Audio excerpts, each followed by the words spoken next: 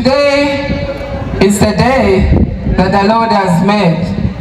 We will rejoice and be glad indeed. I want to sincerely thank the organizers of today's event. I have been told the young people have been enjoying from the time they arrived in Gulu. May the Lord bless the team that put this together, and I pray that the next time you invite me again so that I can spend more time with you, since we are in a campaign time and I won't be able to stay longer. I am here, first of all, in the capacity of a former youth leader. Some of you know that I've been the chairperson of the National Youth Council. I worked with the youth for a long time, and therefore I have got a commitment to always be there for the young people whenever I'm called upon. The second responsibility that I hold today is to represent government. I want to re-echo the commitment from government, that government is committed to work with the young people, to work with the youth leaders of the church. And I want to implore you, the youth leaders, the national youth leaders of the church, that after these elections, let's find time. I will convene a meeting that brings together all the national youth members of parliament and the youth minister who should have been here, and take you through what are the key government projects that you can channel through the structures of the young people across the different areas. I am happy that all the young people across the country are in Gulu. I am quite sure that some of you are coming to Gulu for the first time. My Lord Bishop, in Uganda, when they say Mugulu, it's up. So I think some of them thought they are going to heaven straight away when they were coming to Gulu, because Mugulu and heaven sounds similar. So mwebale nnyo okujja, muli mutya? Abanyankole gye bali, twabashemererwa, mwebale kwijja, Rwanga abakuumire. I can go on and on because that's how I had to learn the language when I was communicating to the youth across. Now today, let me just speak a little bit to the young people about a few things. Number one, it is very important and very interesting to be a young person. But it's also upon you how you conduct yourself as a young person of value, as a young person with a good example. We have been re-echoing the same statement about being good example. And I picked that up. As a young person, you are filled with a lot of temptations and challenges. But how do you overcome them? It's by making the right choice.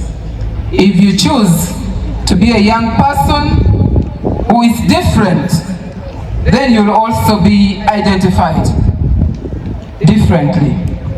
Today I stand here as a minister at 38 years old.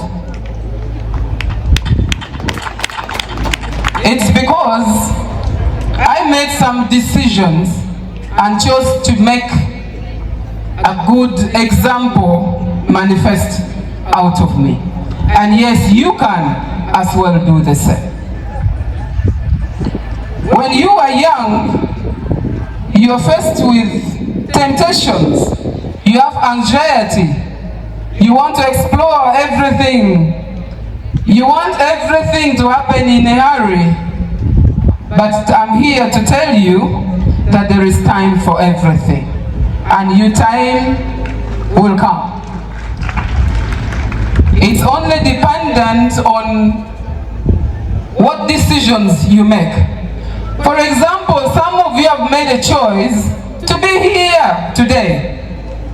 And you are able to learn, to pick key words, share experience, and you go back and be different. Those who didn't come, those who didn't make the right choice to be here, will lack the information you'll pick.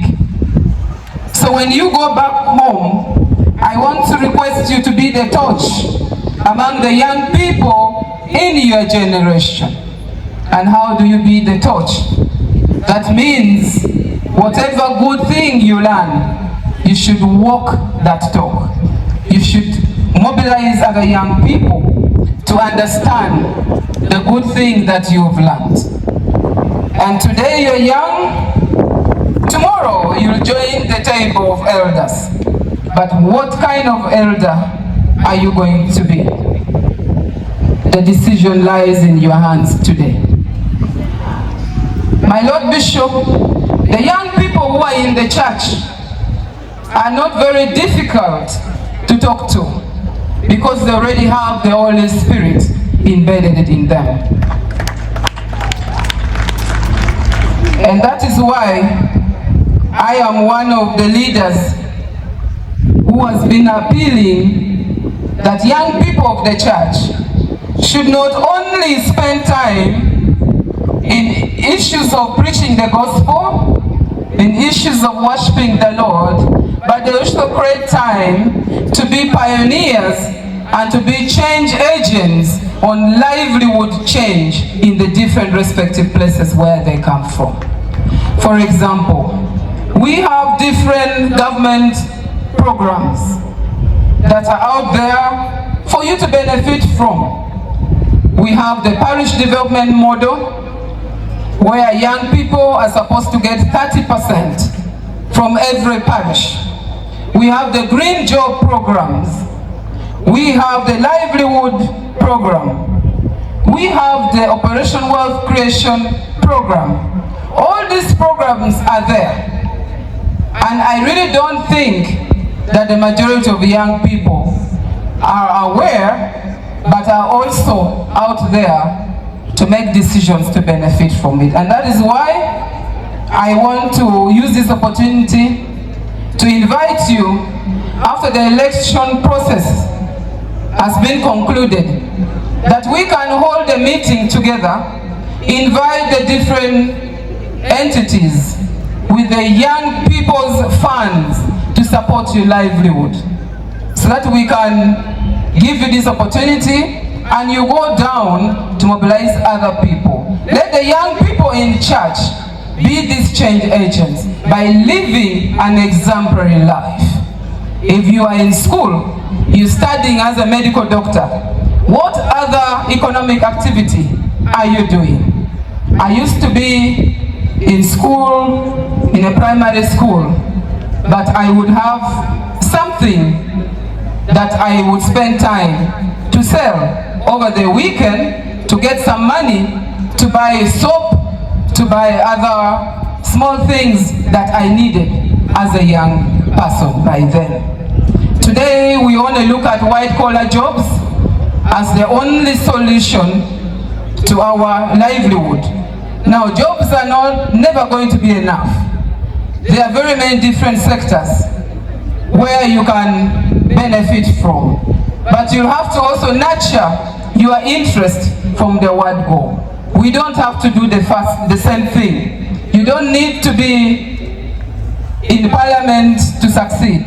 You don't need to be in all these different areas. Spend time in also choosing what you can do best. Some of us have talents. If you know you have a certain talent, spend time to build on that talent, because that can support any other thing that you have studied in school. Because what is important is that we don't want the young people who are also leaders in the church to be also the example of the poorest person in the community. We should lead in the church, we should also lead in wealth creation, we should also lead in doing interventions so that other young people who do not know Christ can learn from you.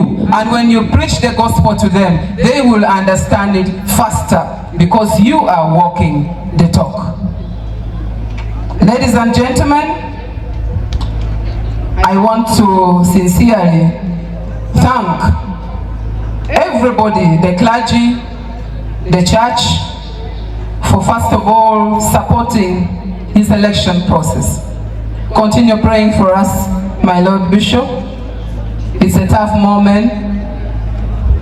Politics is not something that is very pure. I don't know, maybe God has blessed me to come here today.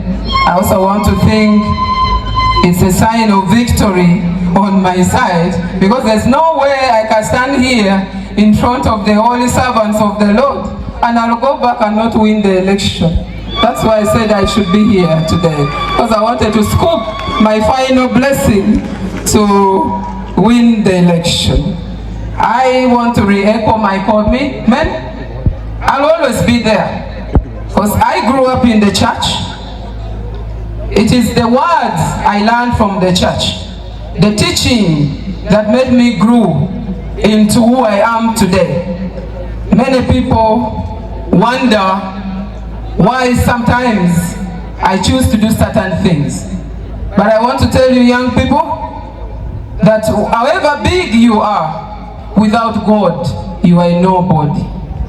And if you are somebody who is swept away from the focus of serving the Lord because of other issues that would come ahead of you, and you deviate from creating time to worship the Lord, then you will definitely fall. Your time for falling will be near.